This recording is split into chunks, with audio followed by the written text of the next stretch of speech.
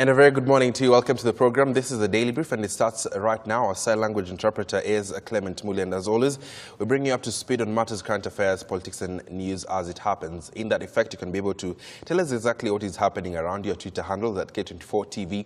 The hashtag is the Daily Brief, and the taxi line is 21222. We'd definitely like to hear from you as well. Now, these are some of the top stories that we are following today.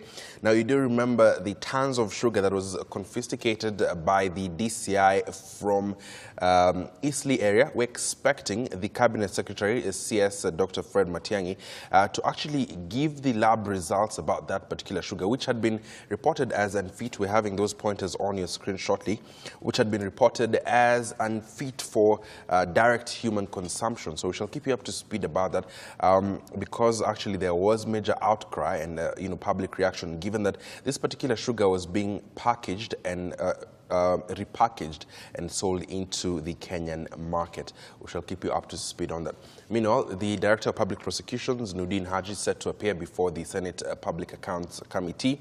We shall tell you how that goes. We're also looking at Kenya Power still making headlines, and the management is set to appear before the Energy Committee. You do remember that last week the CEO failed to honor that particular summon, and you could see the disappointment coming from the Energy Committee's chairperson, David Gikaria. So we shall tell you how that goes. And then the Gaming Society of Kenya is expected to actually hold demonstrations following the ongoing crackdown on what the government is describing as illegal gaming machines. Now, the Gaming Society of Kenya say that this is against, the law, and they say that they have not violated any law in that particular sense, without forgetting that their argument is that thousands of youth have now been rendered jobless following this particular crackdown. So those are some of the top stories that we are following right here. Let's now get to yet another top story. Now, on to matters health.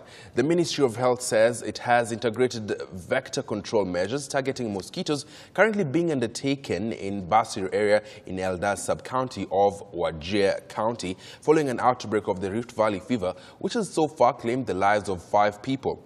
The county government has now issued a ban on the consumption and sale of meat and milk in the county to avert a public health crisis.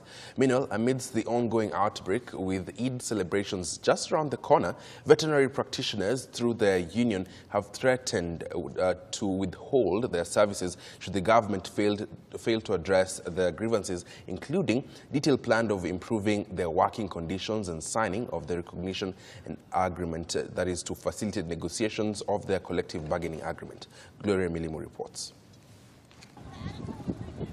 Panic continues to grip residents of Wajir County after 5 people died due to an outbreak of Rift Valley fever.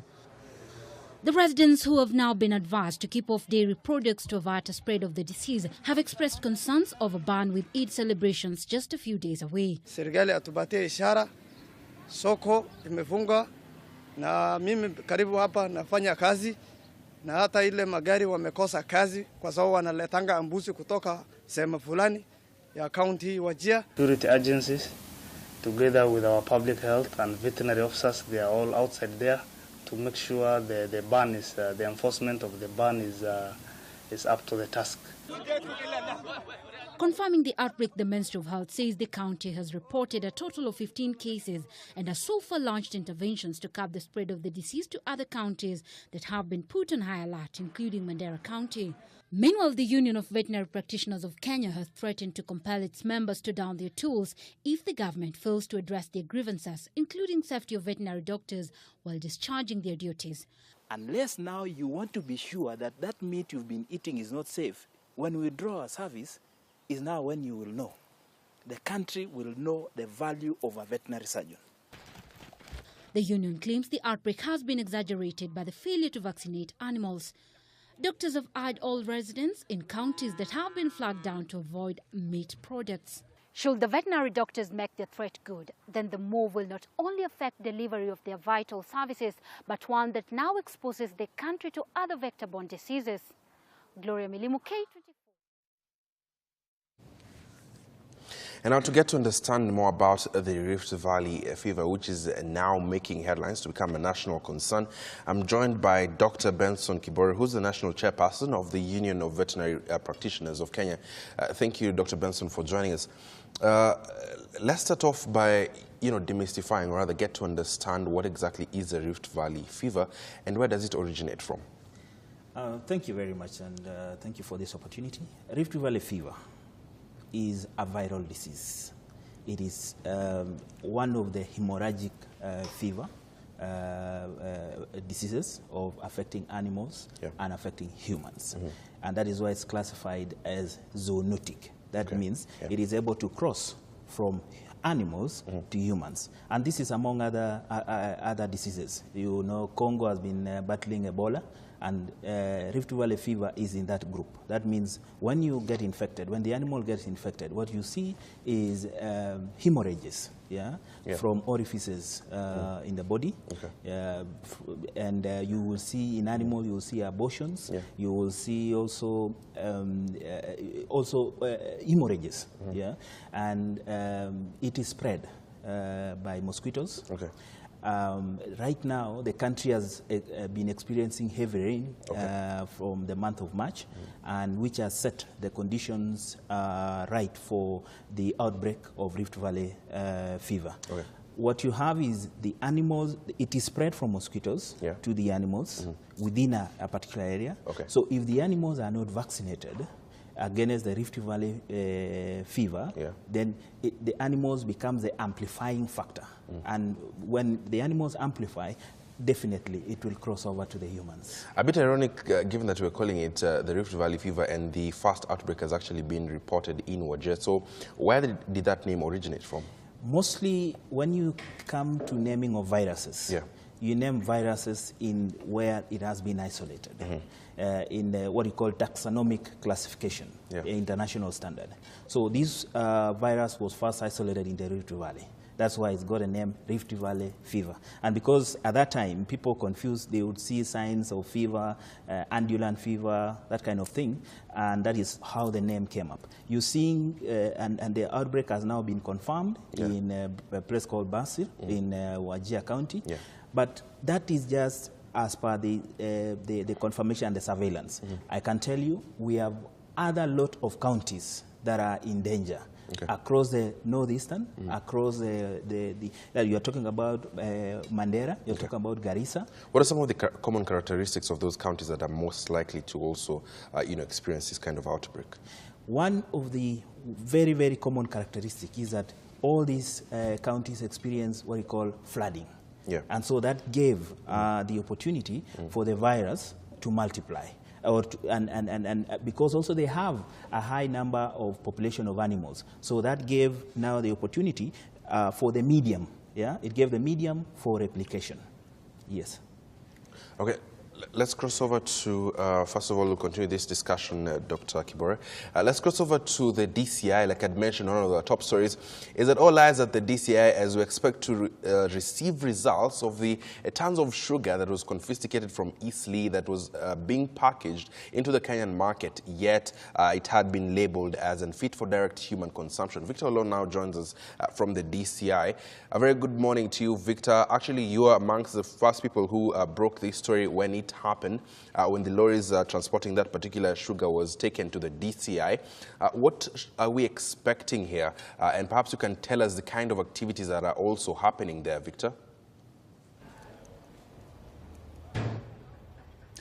Good morning, Ian. Last week, the news broke out, and as you rightly put it, I was one of the journalists who broke the story. And today, the CS for Interior, that is Dr. Fred Matiang'i, is about, actually in the next few moments, is about to be here to give us the results and the details and the lab analysis, because the samples of the sugar which was netted last week from Eastleigh was taken to the government chemist for testing. Ian, just to give you an overview of what's happening. You see, these are just tons, probably over 1,000 bags of sugar. Last week, when we were walking across this place, they were written not fit for direct human consumption.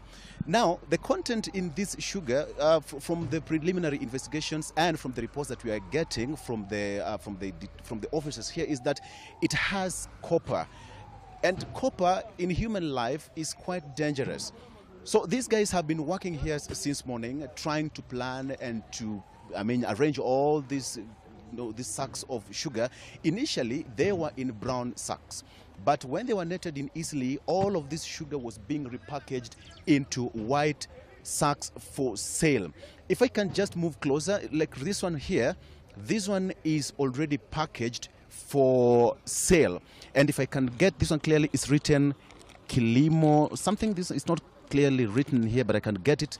Kilimo Kenya. So already these ones were already repackaged for sale. And behind me, hi Mr. Owino. There's the government spokesman, Mr. Charles Owino, already there waiting for the IG Boynet and Interior Cabinet Secretary Dr. Fred Matiang'i to give the results of this sugar. Ian, the fact is, Kenyans have been consuming poison for quite a long time, unwillingly or unknowingly at the same time. Because just imagine that 1 gram of copper has an effect in your lungs, in your kidney, and of course, some of us, we have high blood pressure. I mean, not me per se, but most of Kenyans suffer from high blood pressure. We suffer from sugar levels, but as a result of this. So the government says that their work is to make sure that they curtail all this kind of illicit trade and also to seal all the loopholes of this illicit trade and infiltration of contraband goods from across the region. That is from Tanzania, from Uganda, or even from Brazil, where it's alleged that some of these contraband goods came from. Right now, you see some of them. This is where the real sack was, like this one, for example. I can't even read this one. It's Complahantara. I don't know. It came from brown sugar from some foreign land, and then it was being opened and repackaged into white sacks and white packages for sale. So Kenyans for quite a long time have been consuming poison. It's not so clear where this sugar came from. Okay, just to give you a clear brief. Okay, this is just a clear one. Exactly. So these ones are already packaged for sale. This one is a 1 kg sugar, already packaged, and it's written pure Kenyan sugar. One thing again, Ian, we have KEBS. These are KEBS watermark here, which means that it's been approved. We have got 2 of them. This one is embolded on the paper, and then this one is a sticker from KEBS. Remember, the president the other day talked so tough on the KEBS managing director, who he said that how come these KEBS stickers are coming out of the market? Ian, let me tell you what happens. These are the KEBS stickers. You see, like this one now. This is a KEBS sticker. I can peel it off, exactly like that one. I've peeled it off, and then you bring and stick it there. Who will know? Nobody. So this one is already for sale to the Kenyan market. The question is, if this sugar is on your shelf and nobody is aware of what I'm consuming, this is working in kg. And probably sometimes when we go to the shops, it is cheaper than any normal sugar that we find on our shelves. So Kenyan cane farmers have also been complaining that the sugar cane farmers, they're complaining that they are not getting enough money, the government is not paying them on their dues. But the real fact is we have got illicit sugar making their way into the market and at the same time finding their way on our tables. Again, we are consuming poison. So it's quite a lucrative business for some of the traders here. This is a complete roll of the sticker here. You see, it is ready for packaging. This one you can peel that one off, you remove it, and then at the same time, that's what you do. So Kenyans have been consuming sugar for quite a long time, and that is not just sugar, it is poison. If my cameraman can just pan around, we have got, that's one lorry which was already full, and the other one was already full, and of course batch of journalists trying to move around and get to know what is happening. Now let me give you a package of what was happening very quickly, Ian. This is named white sugar, all right? This is called Transmara sugar. I don't know where it came from Transmara. This is Transmara sugar, white sugar. So some of this sugar was being repackaged from a brown sack into white sack and then taken for small-scale retailers for repackaging, and then alternatively and ultimately you get your sugar onto your table.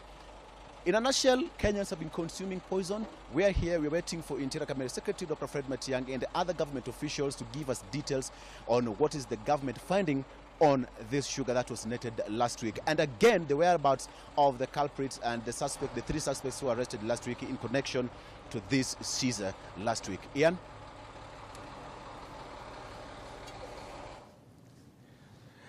Okay, thank you very much, Victor Law. And I believe Victor meant there that we might be consuming poison, subject to confirmation, because the Interior Cabinet Secretary, Dr. Fred Matiang'i, is yet to release the lab results just to indicate whether this particular sugar is actually fit for consumption or not. So I think that is what, I believe that is what he meant, that we might be consuming sugar, subject to confirmation by the Interior Cabinet Secretary, Dr. Fred Matiang'i, who will be addressing the press shortly.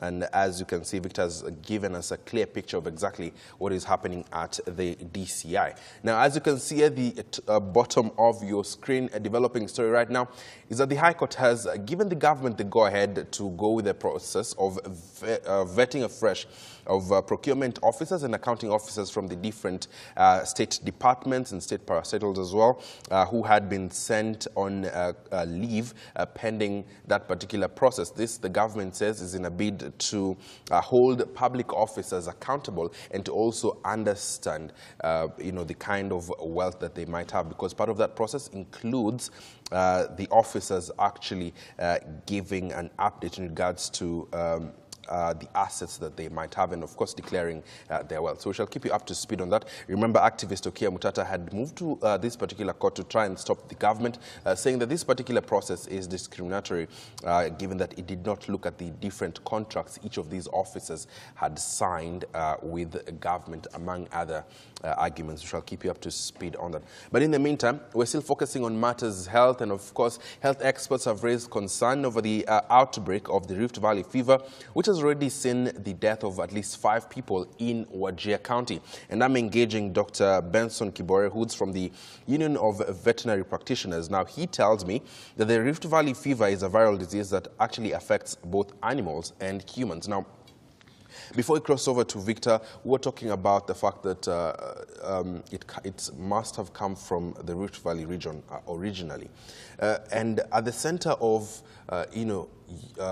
preventing this particular disease getting to the human contact, it's you, the veterinary practitioners. So let's talk about that, because you're raising some concerns, because you found yourselves right in the middle of this back in 2006, 2007, when at least 160 Kenyans lost their lives. 2 of them were veterinary practitioners. Let's talk about that. Thank you, Ian.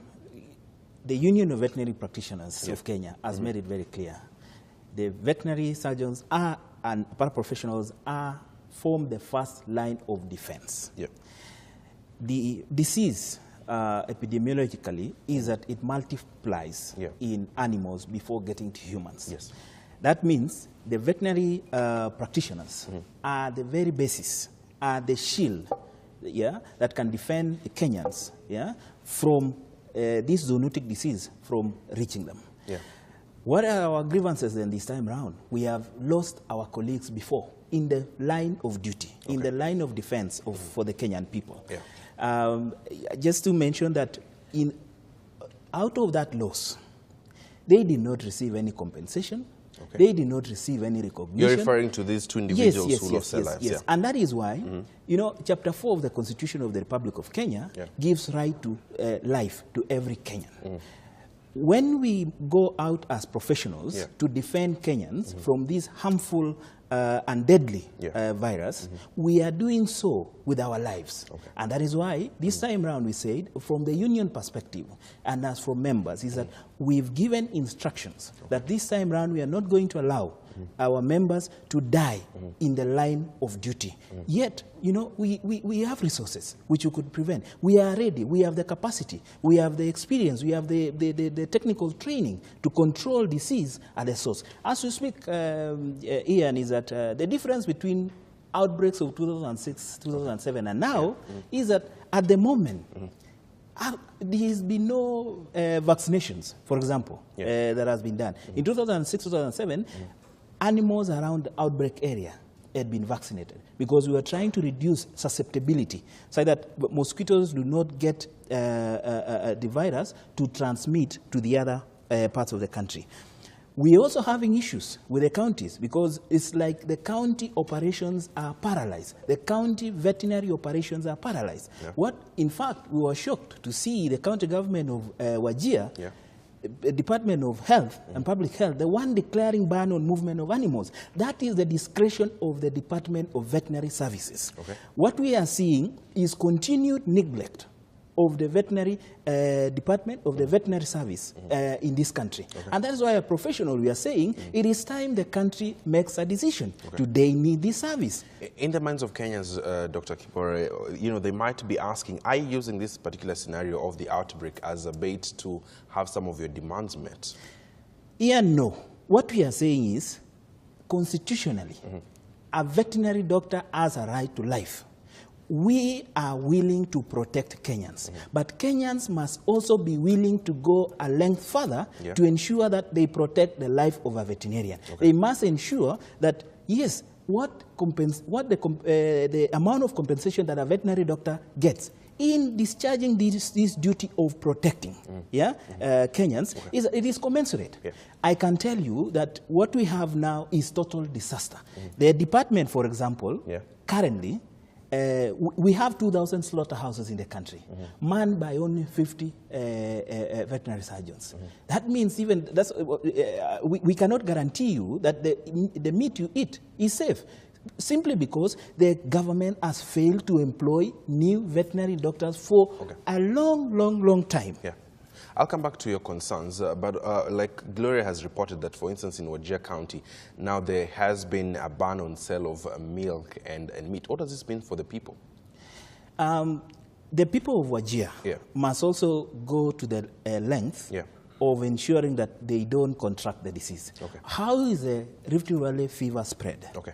It is spread directly by touching exudates from the animal. Okay. When you touch an aborted fetus, when you touch milk, when you touch meat, when you touch any other fluid from a body of an infected animal, you will contract. And it depends on the amount of virus you contract. Yeah. And that means if you do so, especially on aborted fetuses and meat, you are likely to come down with a fatal disease of Rift Valley fever. And that is why we are asking the people of Wajir to bear with us as we implement the ban, because we are protecting human life. The function of a veterinary surgeon and veterinary professional is to protect human life. I'll come back to that. So what are some of the quick symptoms that one might look at and maybe seek medical advice?